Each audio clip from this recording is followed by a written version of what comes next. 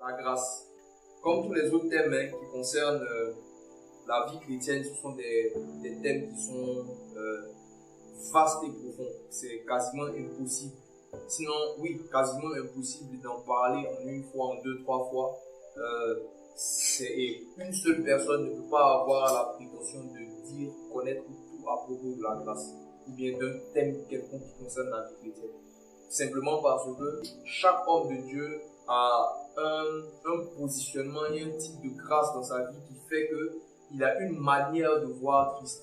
Donc tous les thèmes, certains thèmes seront abordés par des hommes de Dieu. Sinon même, on peut dire que tous les thèmes seront abordés par les hommes de Dieu. Le même thème sera abordé d'une façon différente en fonction de la sensibilité de l'homme de Dieu, en fonction de ce qu'il a vécu comme expérience, en fonction de sa révélation de Christ. Alléluia. Comme Paul pouvait le dire, il dit selon mon évangile et la prédication de Jésus-Christ. Quand il dit mon évangile, ce n'est pas qu'il y a un évangile à part, en dehors de l'évangile de Jésus, mais c'est l'évangile sous son angle de vue. Amen. Chacun de nous, nous avons un angle de vue, nous avons une révélation de Christ qui nous est propre. Et cette révélation de Christ-là détermine notre manière de marcher avec lui, notre manière de le servir, notre manière d'expliquer ou de présenter l'évangile, de présenter la parole de Dieu. Alléluia. Donc, nous allons aborder la grâce aujourd'hui sous un certain aspect, et dans les semaines qui suivront, en fonction de comment le Seigneur va nous orienter, on va continuer. Peut-être que ça sera en une seule fois, peut-être que ça sera en plusieurs fois, mais je crois que pour chacun des thèmes que nous abordons dans le temps précis, le Seigneur touche un aspect ou des aspects spécifiques pour pouvoir produire les résultats qu'il veut produire dans nos vies dans le temps. Alléluia.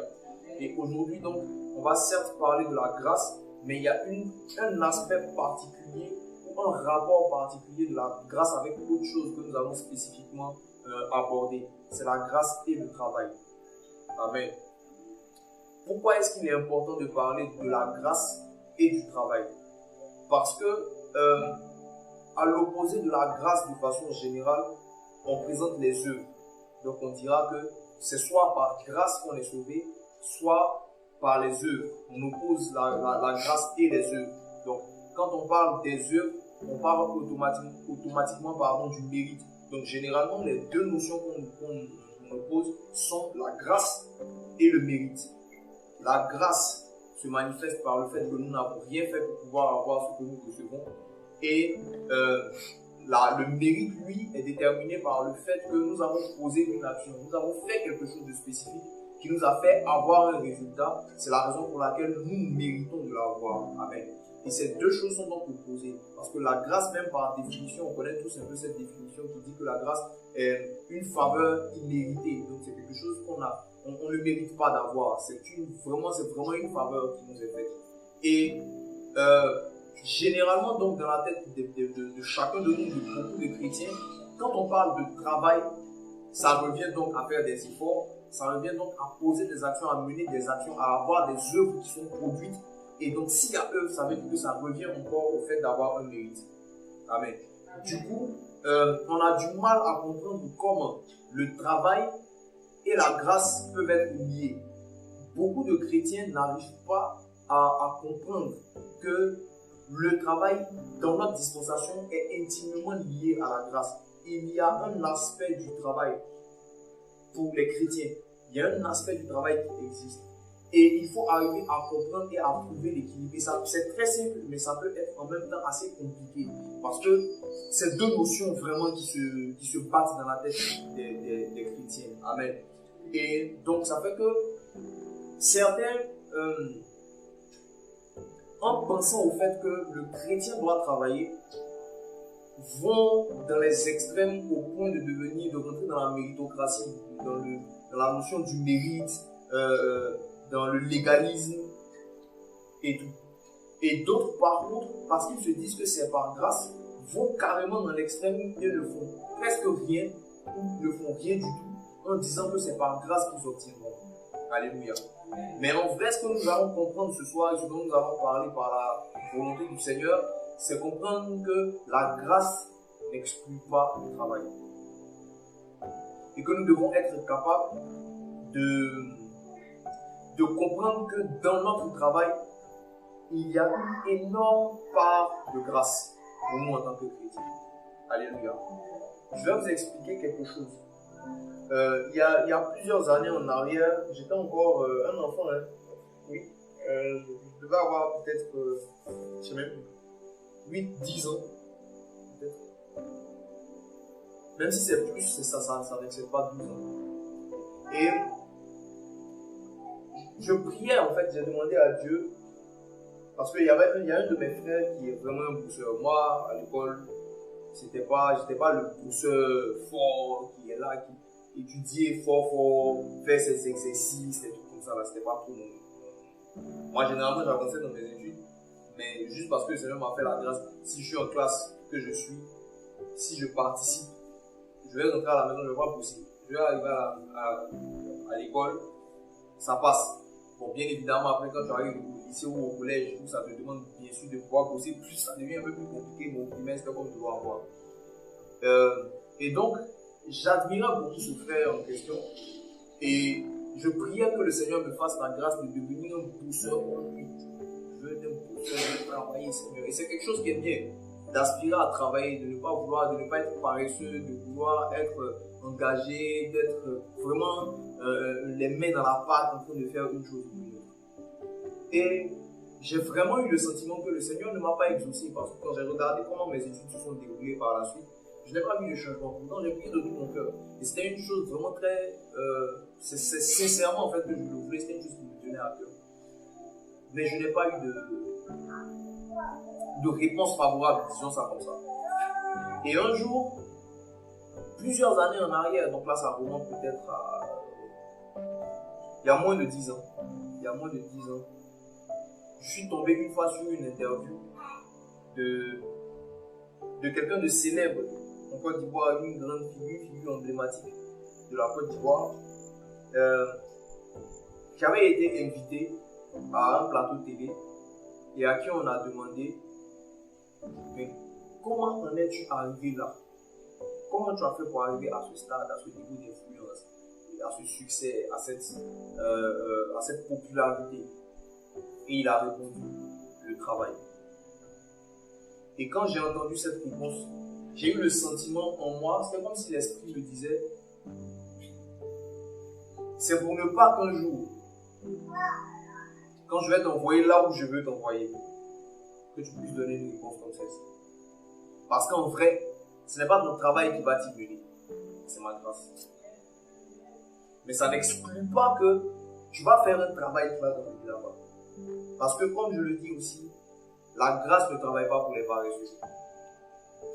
Pour que la grâce soit activée dans ta vie, il faut que tu travailles. La grâce là, elle repose sur le travail. L'assiette dans laquelle la grâce est servie, c'est le travail, c'est l'activité. C'est la raison pour laquelle quand on parlait de la foi, on n'avait pas abordé cet aspect qui dit que la foi sans les œuvres est une foi morte, parce que la vraie foi va t'emmener à poser des actions. Et de la même manière que la foi va t'emmener à poser des actions, de la même manière la grâce va t'emmener à travailler. Donc il y a quelque chose qui est assez étrange. C'est-à-dire que nous obtenons les résultats de notre travail par grâce, mais à la base, en fait, nous travaillons même par grâce. Donc c'est-à-dire que tout commence par la grâce et tout se termine par la grâce. Donc, si nous disons être enfants de Dieu et que nous profitons de la grâce, nous ne pouvons pas être oisifs et paresseux. Ce n'est pas possible. Parce que simplement la raison pour laquelle même nous sommes encore sur la terre, c'est pour travailler. Si nous sommes encore sur cette terre des hommes, après avoir accepté Christ, c'est parce qu'on a eu un ministère. Et quand on parle de ministère, ministère signifie service. Donc si nous sommes encore sur la terre, c'est pour servir. Et si on parle de service, ça veut dire que c'est un travail. Donc nous avons été sauvés par grâce pour devenir des instruments du salut et de la manifestation de la grâce dans la vie des gens.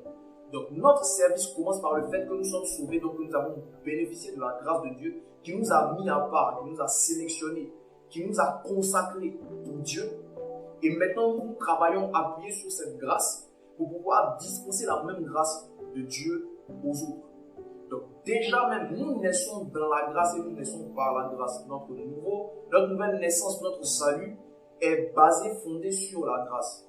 Notre présence sur la terre est nécessaire parce que nous avons un travail à accomplir. Et moi, je suis de ceux qui croient que même au ciel, on ne va pas là-bas pour se reposer. Beaucoup d'entre nous, on est convaincus que quand on va aller au ciel, c'est pour adorer Dieu, dormir, se reposer. Mais en vrai, moi, je suis convaincu que le ciel est une zone très active. Très active. Imaginez un peu le flux de prières qui monte venant des hommes. Imaginez un peu tout ce qui se passe sur cette terre qui doit être géré. Et là, je ne parle que de la terre et du monde physique. Imaginez les prières, les combats spirituels. Imaginez que chacun de nous a un ou des anges qui sont autour de lui et que ces anges-là sont liés à une administration céleste. Et qu'ils ont des comptes à rendre et qu'ils ont des actions à mener. Que chacune de nos prières déclenche quelque chose dans le spirituel. Est-ce que vous imaginez le niveau d'activité spirituelle qui existe dans le spirituel, dans le ciel? Amen. Donc ça ne peut pas être un monde où on dort. Et je l'ai dit la dernière fois ici rapidement en parlant de tout que j'ai proposé ça. J'ai dit que si les 24 vieillards sont assis sur des trônes et qu'ils ont des couronnes sur la tête, ça veut dire qu'ils sont sur des royaumes. En tout cas, ils ont une autorité sur un territoire. Parce que s'il y a trône et qu'il y a couronne, c'est qu'il y a territoire. Et si donc ils règnent quelque part, ça veut dire qu'il y a un ordre qu'ils imposent. Et l'ordre dans les territoires, ce n'est pas un ordre pour dormir, c'est pour faire un travail. Et je l'ai aussi dit, je dis s'ils jettent leur couronne, ça veut dire que leur couronne à la base n'était pas par terre, elle était sur leur tête. Et ils étaient assis en train de faire quelque chose. S'il y a un gouvernement, parce que quand on regarde la définition dans ce passage d'Apocalypse de Dieu qui est assis autour du trône de Dieu, il y a 12 trônes avec 24 trônes et 24 vieillards, ça ressemble à un conseil, un roi et ses notables, ou bien un conseil de ministres ou quelque chose de ce genre. Amen. Et on ne tient pas ce genre de conseil-là pour s'amuser, on tient ça pour travailler. Et ne croyons pas, et ça c'est une parenthèse, je suis toujours dans la parenthèse, ne croyons pas que nous sommes les seules préoccupations de Dieu. Moi personnellement, je ne pense pas. Je crois qu'il existe vraiment une infinité, ou je ne sais pas comment, mais il existe des domaines d'application sur lesquels Dieu travaille que nous n'imaginons pas. Amen. Bon, mais bref, pour dire en fait que notre Dieu déjà à la base est un Dieu qui travaille. Quand nous regardons la création, on sait qu'il y a 7 jours. On dit Dieu fit le monde en 6 jours. Et le 7e jour, il se reposa. Amen. Et le repos de Dieu a commencé quand il a fini le 6e jour. Quand il est rentré dans le 7e jour, son repos a commencé, mais son repos n'est pas terminé. Parce que nulle part on a vu que le 7e jour s'était arrêté ou qu'on a commencé un nouveau jour. Donc, on est toujours, je le pense, dans la saison du 7e jour, dans le temps du repos du Seigneur. Mais dans ce temps de repos du Seigneur, vous vous rendez compte qu'il y a un système qui a été mis en place, qui continue de tourner, de travailler, qui continue de fonctionner. Et c'est ce système-là qui nous maintient. C'est dans ce système-là que les anges fonctionnent. C'est dans ce système-là que la prière fonctionne. C'est dans ce système-là que les ministères fonctionnent, que les dons fonctionnent. Alléluia. Et nous sommes une part du système.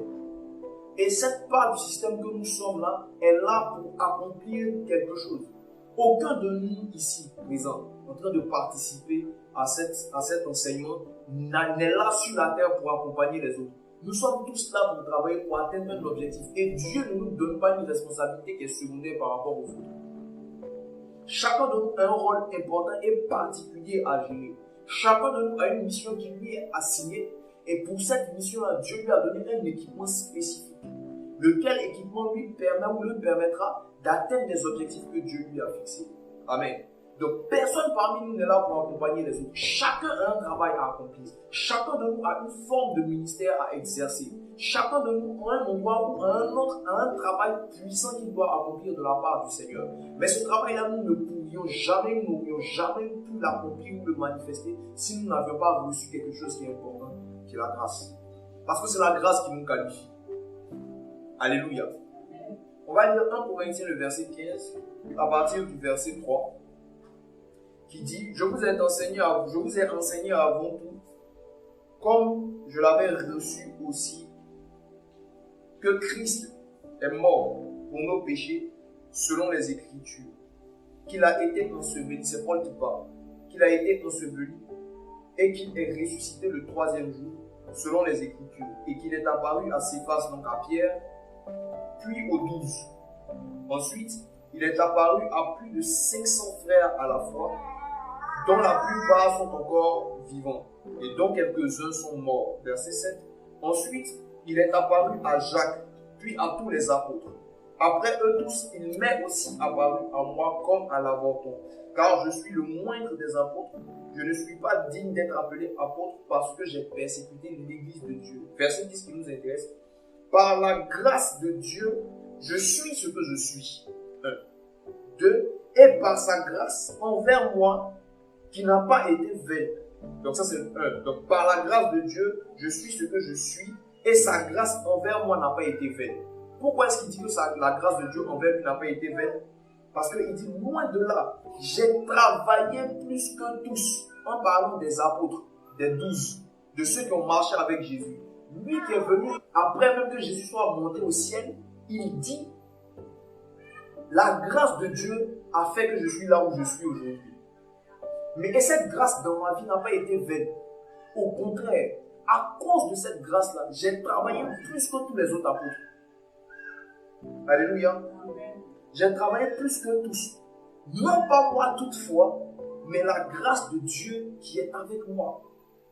Donc regardez à quel point il insiste sur le fait que lui, Paul, qui était au départ Saul de Tarse, qui a persécuté l'église, qui a participé à ce qu'on mette des gens en prison parce qu'ils avaient la foi en Christ, il a été sauvé par sa rencontre avec Jésus.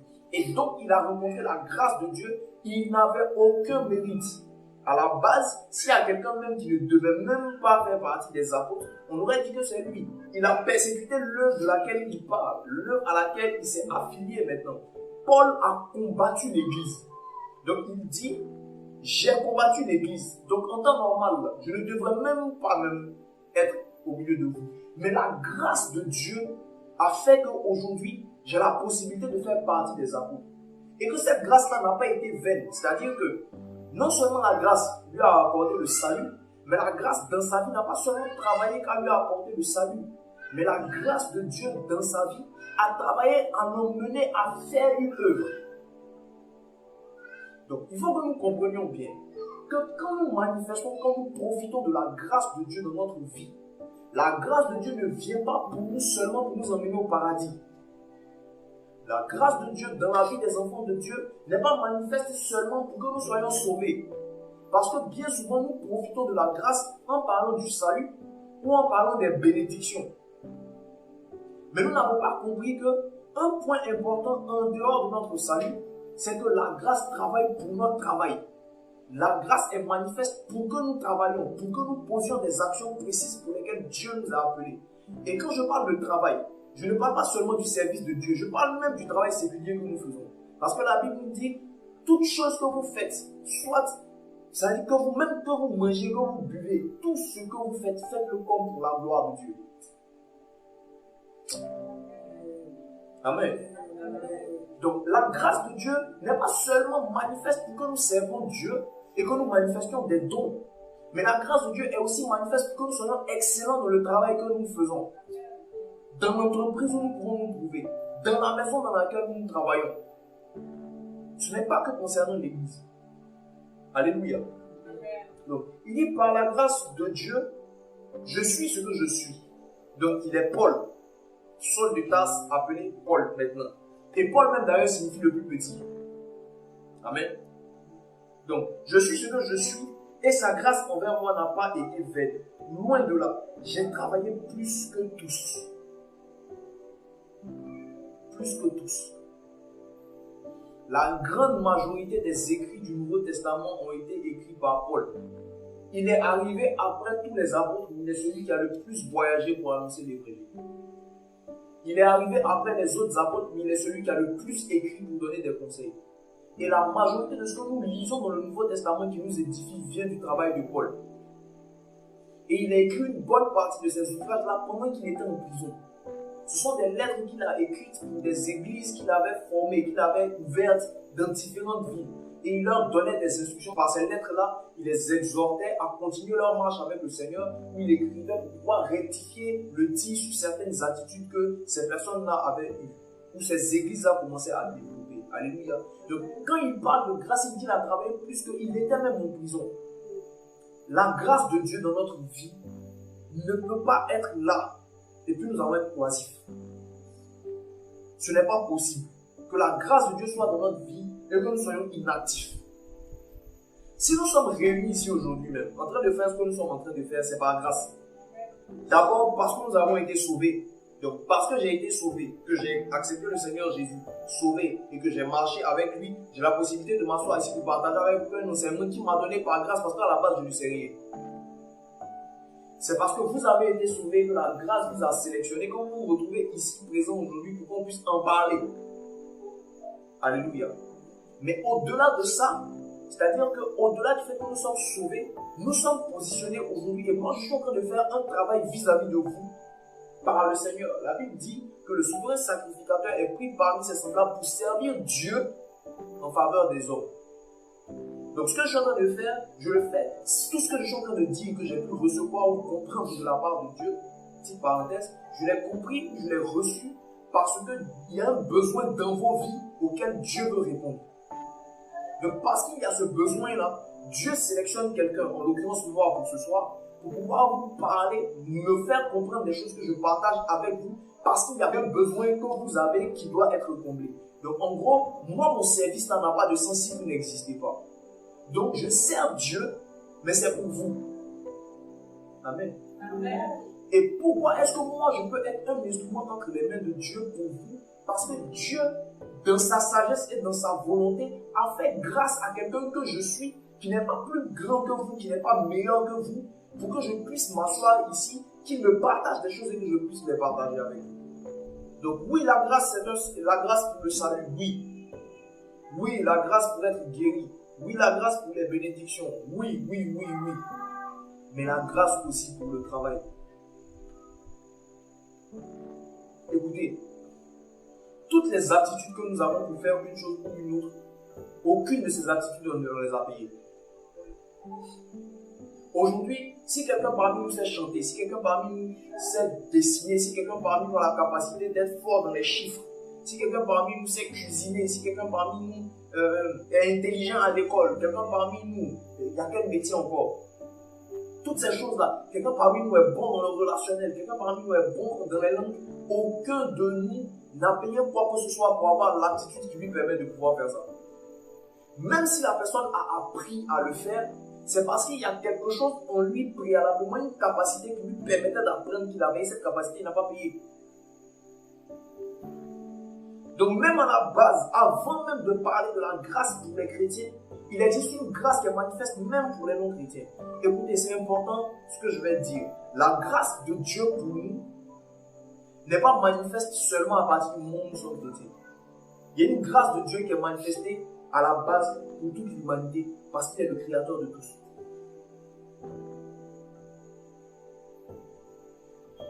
Quand nous ne naissons pas chrétiens. Ça n'existe pas. On n'est pas chrétien par naissance. On n'est pas chrétien par hérédité. C'est-à-dire, comme mes parents sont chrétiens, moi aussi je suis né chrétien. Comme mes parents sont sauvés, moi aussi d'office je suis sauvé. C'est pas comme ça que ça marche. Il y a un moment de nos vies, vous allez regarder même le témoignage de beaucoup de personnes qui ont marché, qui sont nées dans des familles où les parents même étaient des serviteurs de Dieu. Ils vont vous raconter que ça, ils vont vous dire à telle étape, à telle période, c'est là que j'ai vraiment donné ma vie au Seigneur.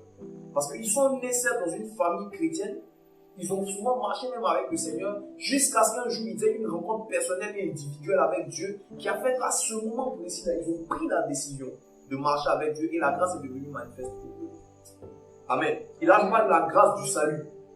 Mais en dehors de cette grâce du salut, il existe des choses, les dons et les talents, les capacités que nous avons. Nous ne les avons pas à partir du moment où nous devenons chrétiens. Nous naissons avec. Même nos ministères. Vous savez que les ministères auxquels on est appelé, on ne les a pas à partir du moment où on est devenu chrétien. On n'a pas nos ministères à partir du moment où on est devenu chrétien. On a nos ministères avant même qu'on naisse. C'est un peu ce que Dieu dit à Jérémie. Il dit avant même que tu ne sois formé dans le ventre de ta mère, je te connaissais, je t'avais appelé prophète des nations. Amen. Donc avant même qu'on soit créé, Dieu nous avait déjà destiné à faire un travail. Et il nous avait déjà équipés pour ça. L'équipement qui se manifeste dans la vie du chrétien, là, ce n'est pas un équipement qui est improvisé par Dieu parce que tu as tellement bien prié ce jour-là que Dieu, il a été sublime, il a dit, il a prié, attends, je lui donne. Non, hein. Beaucoup de l'équipement qu'on a ou qui se manifeste, moi, tu as pu dire, Dieu t'équipe à partir d'aujourd'hui pour tant. Moi, je crois que ces équipements avaient déjà été programmés pour être manifestés à un temps précis. Quand le temps arrive, que la bonne disposition est là, automatiquement, le truc s'active. Amen. Et il y a des gens qui ne sont pas chrétiens, qui accomplissent quand même l'œuvre que Dieu les appelle à accomplir. D'une certaine façon, ou qui accomplissent une œuvre pour Dieu ou pour l'humanité, sans pour autant être chrétien à la base. Il y a 2 ans, par là, quand on faisait les enseignements sur l'erreur des bâtisseurs, je crois, j'avais un peu parlé de ça, de comment Dieu utilise souvent des non-chrétiens pour faire des émotions, pour créer des choses, pour découvrir des principes que nous étudions aujourd'hui. Et je le dis, je le répète, je dis par exemple, à l'école, quand on étudie la poussée d'Archimède, quand on parle de tous ces principes, de ces théories qui ont été trouvées et tout, ça veut dire que les personnes qui ont trouvé ça n'étaient pas des chrétiens. Mais ils n'ont pas inventé ces choses. C'est des principes qui existaient, qui sont découverts. Dieu leur a donné un équipement, il a voulu que dans une saison, eux, ils puissent être des instruments entre ses mains pour nous permettre à nous de pouvoir profiter de cette connaissance et de mieux faire les choses. Aujourd'hui, nous roulons dans des véhicules, je ne sais pas si la personne qui a créé les véhicules là est chrétienne. Je sais que la manière de construire les maisons, par exemple, la Bible nous montre clairement que ce sont les gens de la tour de Babel qui ont inventé le processus si ce n'était pas chrétien. D'ailleurs, même ça n'existait pas même chrétien à cette époque. Mais ils ne marchaient pas forcément, ils ne marchaient pas avec Dieu. Alléluia. Et ça, c'est une forme de la grâce de Dieu. Si ça ne dépendait que de Dieu, si ce n'était pas que Dieu était un Dieu de principe, il agirait dans la vie des chrétiens et des non-chrétiens d'une certaine façon. Mais Dieu est un Dieu de principe. Et parce qu'il est un Dieu de principe, et que Adam a livré l'humanité entre les mains du diable, Dieu ne peut rien faire d'autre que de regarder. Et ce qu'il a fait en fait pour répondre, pour donner une solution, c'est d'envoyer Jésus pour mourir à la croix. Pour que quand l'homme accepterait la grâce qui est manifestée par Christ, qu'il soit repositionné en tant que maître de la terre. Mais ça n'empêche pas que tout ce que Dieu a prévu de faire venir sur cette terre sont programmés pour venir avec des grâces et des spécificités que Dieu leur donne avant même qu'ils ne soient chrétiens.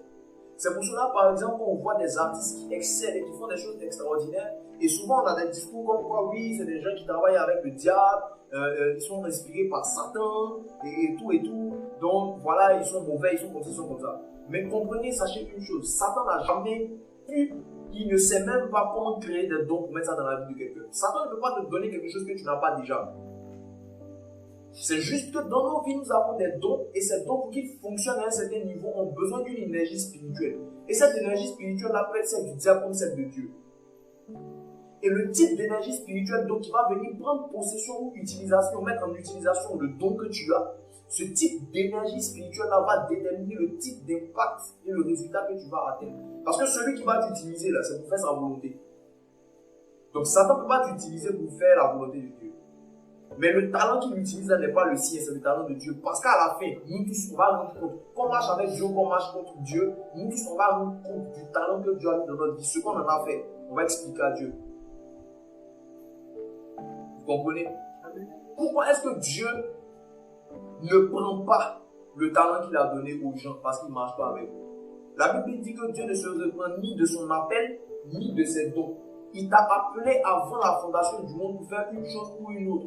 Et il t'a donné des dons, il t'a fait des dons qui te permettent de pouvoir répondre à cet appel. Maintenant, tu nais et tu viens dans un monde qui est dominé par le diable. Le projet de Dieu, en fait, c'est que tu es comme un commando spécial qui a été envoyé sur la terre dans un monde qui est dominé par le diable pour pouvoir sauver des gens. Tu vas grandir. Avant que tu ne viennes, il t'avait déjà donné tout ce qu'il fallait que tu fasses. Il avait déjà tout établi. Et quand tu viens maintenant sur cette terre-là, à un moment donné, il se révèle à toi. D'abord, premièrement, pour que tu comprennes que toute la vie que tu as menée sans lui, ce n'était pas pour ça que tu étais censé la mener. Ta vie. Et qu'il faut que tu acceptes Christ. Quand tu acceptes le Seigneur Jésus comme ton Seigneur et ton Sauveur personnel, donc par grâce, quand tu es sauvé, il commence à travailler sur toi pour que tu commences à prendre conscience de qui tu es et de ce que tu as en termes de capacité. qui va travailler pour te transformer au fur et à mesure. Et à un moment donné, maintenant, il va t'envoyer pour aller faire quelque chose pour lui sur l'équipement qu'il t'a donné avant même ta naissance. Je ne sais pas si vous me comprenez. Donc, ton appel existait avant que tu ne sois né. Les dons qui sont dans ta vie existaient avant que tu ne sois né. Et c'est une grâce que nous puissions les garder parce que Dieu est comme ça. Il dit qu'il fait pleuvoir sur les méchants comme sur les bons. Donc la pluie de sa bénédiction est une pluie de principe qui marche par son principe et sa fidélité. Mais ce n'est pas une pluie de mérite. Ce n'est pas une pluie qui est déterminée par le fait qu'on est bon ou bien qu'on est mauvais. Je ne sais pas si vous arrivez à si vous me suivez. Amen. Et tout ce que j'explique là, tout est sous-tendu par la grâce. C'est la grâce qui soutient ça. La grâce là, je le répète, c'est une faveur imméritée. Ce que nous possédons comme talent, comme grâce, comme capacité, ce que nous savons faire de nos 10 doigts, ce que nous savons faire avec notre intelligence, ce que nous savons faire avec nos pieds, avec notre corps, ce que nous savons faire avec notre bouche, on ne l'a pas payé. Dieu nous l'a donné pour un but. Quand il nous sauve, il restaure ces choses.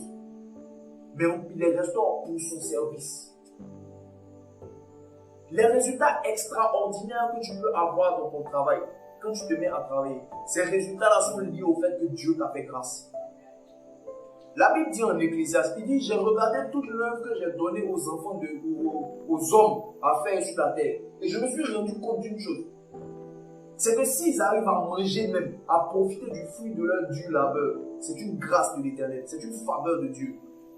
Donc quand tu te mets à travailler, que tu es payé, quand tu te mets à travailler, que tu as une promotion, quand tu te demandes à faire une chose ou une autre et que tu as des résultats, tu n'as pas ces résultats-là par mérite, tu les as parce que Dieu te fait grâce. Et une des choses qui nous montre très bien ce système de la grâce, c'est que quand vous regardez même à la création, vous allez voir que Dieu crée ce qui est de la nourriture de l'homme avant même de créer le travail.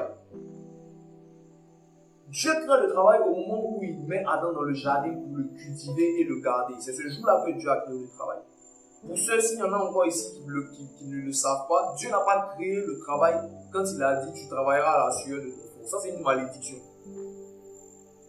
Dieu a maudit le travail de la main de l'homme quand il est tombé dans le péché, quand il a désobéi. C'est là qu'il a dit, à partir d'aujourd'hui, la terre ne va plus te donner son fruit. C'est à la sueur de ton front que tu gagneras ton pain. C'est une malédiction. Donc si toi tu continues de travailler à la sueur de ton front pour gagner ton pain, c'est que tu n'as pas encore compris cette chose. Si dans ta logique tu cherches un travail pour gagner ta vie, c'est qu'il y a quelque chose que tu n'as pas encore compris. Parce que ta vie a déjà été gagnée et tu l'as par grâce. Donc le travail ne vient pas pour que tu gagnes ta vie. Tu ne peux pas gagner ta vie. Parce que si tu pouvais gagner ta vie, Jésus ne serait pas venu mourir. Ta vie avait déjà été vendue et elle était perdue d'office. Tout homme est pécheur et privé de la gloire de Dieu. Tous sont péchés. D'office, on est condamné. C'est à partir du moment où on accepte Jésus que le salut entre dans notre maison. Donc gagner notre vie, ce n'est pas nous qui le faisons, c'est Jésus qui le fait pour nous. Maintenant, pour manger, pour vivre, le fait qu'on le reçoive là, quand nous devenons chrétiens, que nous commençons à marcher avec le Seigneur, nous nous réinscrivons d'office dans la pensée de Dieu concernant le travail et la rémunération de l'homme. Dieu crée des arbres, que tout apporte en lui sa semence. Et puis il dit à l'homme que c'est de ça que tu vas te nourrir. Et puis ensuite, il crée un jardin en Éden et puis il met l'homme pour le cultiver et le garder. Donc ça veut dire que quand Adam rentrait dans le jardin, il y avait déjà tout ce qui était nécessaire dedans pour qu'il mange. Donc le cultiver et garder dont il était question, ce n'était pas cultiver pour faire pousser les choses pour les manger. C'était autre chose. Est-ce que vous savez que quand Adam a nommé les animaux, c'était une forme de culture? Tout ce qui a un nom sur la terre, c'est Adam qui a donné. Cultiver là, c'est quoi? C'est faire croître. Travailler à ce que la chose produise des fruits. Que ça devienne quelque chose. Donc les deux responsabilités d'Adam étaient d'emmener, à la limite si vous voulez, c'est d'emmener le jardin à atteindre son potentiel maximum, mais à le dominer aussi. Celui qui vous donne un nom domine sur vous. Le nom que vous portez là va déterminer le type d'impact qu'il va avoir sur votre vie. Donc ça veut dire que Dieu avait déjà donné à Adam de quoi manger avant de le mettre dans le jardin. Et puis, d'ailleurs, si quand Dieu maudit le travail de l'homme, il lui dit c'est à la sueur de ton front que tu gagneras ton pain, ça veut dire que quand c'était pas maudit là, c'était pas la sueur de son front qui gagnait son pain. C'est-à-dire que si à la base il gagnait son pain à la sueur de son front, pourquoi quand il maudit le travail, c'est la même chose qu'il lui dit? Ça veut dire qu'à la base, Adam ne gagnait pas sa nourriture à la sueur de son front. Donc son travail n'était pas pour manger. Donc il avait sa nourriture et sa subsistance par grâce. Dieu lui avait déjà donné ça avant. Et puis il travaillait maintenant pour autre chose. S'il y a une chose qu'il faut que vous compreniez, c'est que vous pouvez vous éduquer autant que vous voulez. Vous pouvez étudier autant que vous voulez. Vous pouvez vous préparer, donner de tout votre effort autant que vous voulez. Pour pouvoir avoir des résultats et avoir le fruit de votre travail. Dieu n'est pas contre ça. Mais si vous êtes dans cette logique encore, Seigneur, aide-moi. Si vous êtes dans cette logique encore, ça veut dire que vous vous êtes mis à côté de la grâce. Parce qu'à la fin, vous allez dire que c'est votre mérite qui vous a donné ce que vous possédez. Il y a un homme de Dieu qui pouvait dire, il dit, c'est pas que l'enfant de Dieu ne travaille pas. Un païen va planter, un enfant de Dieu va planter. Là où la différence va, les deux plantations qu'ils ont fait là, ça va croître. Mais là où la différence se trouve, c'est que les fruits de l'enfant de Dieu seront plus gros que pour le païen. Le travail, nous, de notre dispensation, le travail, nous, de notre part en tant qu'enfant de Dieu, ce n'est pas de ne rien faire, mais c'est que nous profitons de plus de fruits que les gens du dehors. Et parce que toi-même, quand tu regardes la quantité de travail que tu as accompli, et puis la quantité de résultats que tu as, tu sais que ce n'est pas proportionnel et tu sais que c'est une grâce. Donc, si toi, dans ton calcul, la grâce exclut le travail, tu t'es d'office positionné, je ne sais pas dans quelle dispensation. Mais en tout cas, ce n'est pas dans la dispensation de Dieu, de la grâce de Jésus, c'est pas ça. Des gens peut-être peuvent se demander, mais quel est l'objectif? Mais à quoi ça peut servir? Écoutez, si on arrive à avoir la bonne pensée du travail selon Dieu, aujourd'hui, le centre, ce n'est pas le travail, c'est la grâce. Mais c'est de comprendre que dans le travail, la grâce se manifeste. C'est comme si, dans notre vie, on a différents secteurs, différents domaines. On a notre travail, on a notre mariage, on a nos enfants, on a, quoi encore? Donnez-moi des trucs, nos finances, la gestion de la maison, les investissements. Vous voyez, non? On a tout ça. La grâce que Dieu est venu nous donner par Jésus-Christ a un aspect pour chacun des aspects de nos vies. Donc il y a la grâce de Dieu appliquée à notre foyer. Il y a la grâce de Dieu appliquée à notre travail. Il y a la grâce de Dieu appliquée à nos finances. Il y a la grâce de Dieu appliquée à nos études.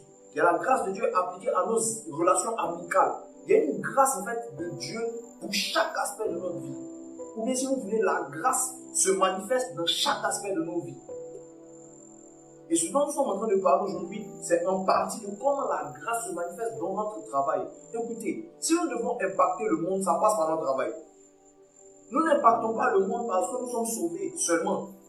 Ce n'est pas notre salut qui impacte le monde, c'est notre travail. Le salut, il est personnel. Donc ton salut ne peut pas impacter quelqu'un. Vous comprenez? C'est ça l'enjeu en fait. Donc la grâce pour le salut, là, c'est pour toi. C'est pour toi seul. Mais la grâce pour le travail, là, c'est pour l'impact. C'est pour ça que je vous disais tout à l'heure que Adam dans le jardin, il travaillait, mais son travail, là, ce n'était pas un travail qu'il faisait pour manger, c'était un travail qu'il faisait pour impacter le monde parce qu'il était censé dominer sur la terre. Si tu domines quelque part, ça veut dire qu'il y a un fonctionnement, il y a une domination, ça y est, il y a un domaine sur lequel tu règnes, que tu imposes une certaine loi, une certaine règle. C'est un certain type de fonctionnement. Alléluia. Donc aujourd'hui, là, en tant qu'enfant de Dieu, nous disons que nous devons impacter le monde. Nous disons que nous devons manifester la gloire de Dieu. Mais cette manifestation de la gloire de Dieu ne se fait pas par notre salut. Ça se fait par notre travail. Aucun enfant de Dieu qui ne travaille pas ne pourra impacter. Et quand je parle de travail là, je ne parle pas seulement, je parle à la fois du ministère et du travail séculier. Aucun enfant de Dieu qui ne fait pas ce pourquoi Dieu l'a emmené sur la terre ne peut impacter. Aucun.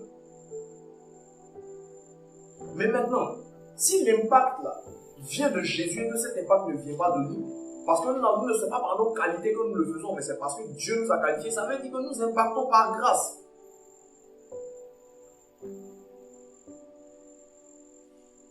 On va prendre des cas spécifiques. tu travailles dans une entreprise. Et puis dans ton entreprise, là, il y a plusieurs personnes. Et toi, en fait, tu te démarques tellement par la qualité de ton travail qu'on est obligé de venir te demander, mais comment tu fais ça?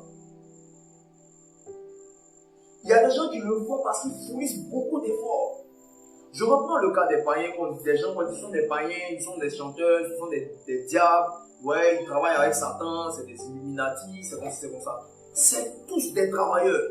Il n'y a aucun d'entre eux qui arrive au résultat qu'ils ont parce qu'ils dorment.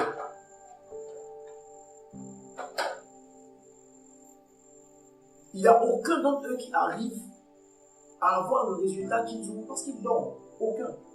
Je dis aucun. Même Satan ne prend pas les paresseux. Même Satan, il ne prend pas les gens qui ne font rien. Il prend les meilleurs. Pourquoi? Parce qu'il y a une grâce qui est posée sur leur vie. Il y a une faveur de Dieu sur eux. Il y a un savoir-faire que Dieu leur a donné qu'ils récupèrent et qu'ils utilisent à ses fins propres. Amen. Maintenant, qu'est-ce qui nous fait croire que nous, chrétiens, on va avoir de l'impact si on ne travaille pas? Mais la différence entre eux et nous, c'est que nous, notre travail là, il est conduit et les résultats de notre travail là, c'est conduit par grâce et par la volonté de Dieu. On est capable d'obtenir des résultats. Eux, quand ils vont se lever, on va leur demander, mais comment tu as fait pour en arriver là? Pourquoi tu as tout cet impact? Et tout va dire, c'est mon travail qui m'a mené là. Et il va se taper la poitrine parce qu'il a fait des efforts et qu'il considère qu'il mérite ce qu'il a reçu. Mais comment nous témoignons de Jésus au travers de notre travail? Parce que nous-mêmes, à la base, nous sommes conscients du fait que le résultat qu'on a obtenu là, ça dépendait que de nous, on ne l'aurait pas eu. Donc c'est par grâce que nous avons obtenu tout ça, comme Paul l'a dit. Et c'est ça qui fait que les gens sont... Parce qu'ils se disent, les gens se disent, en fait, donc, leur Dieu est si puissant que ça. C'est-à-dire que le gars, là, il est comme nous, en fait. Mais c'est Jésus qui le qualifie. Et c'est hyper important. Regardez les hommes de Dieu. Maintenant, si on prend l'aspect ministère même. Regardez les hommes de Dieu. Ceux qui ont les plus grands ministères, je parle des vrais hommes de Dieu, je ne parle pas des gens qui font fétiche. Ceux qui ont les plus grands ministères, ce sont des gens qui travaillent. Regardez le pasteur Mohamed. Je ne sais pas si vous êtes au courant un peu de son planning, mais je pense que quand vous regardez l'enchaînement des programmes qu'il fait là, vous devez vous dire que le gars là, il travaille. Mais le simple fait même d'être capable d'avoir l'énergie et la force nécessaire pour pouvoir faire ce qu'il fait, c'est une grâce. Tout le monde n'est pas appelé à avoir ce rythme. Tout le monde n'est pas appelé à avoir ce rythme. C'est pour cela que je vous dis qu'on travaille par grâce.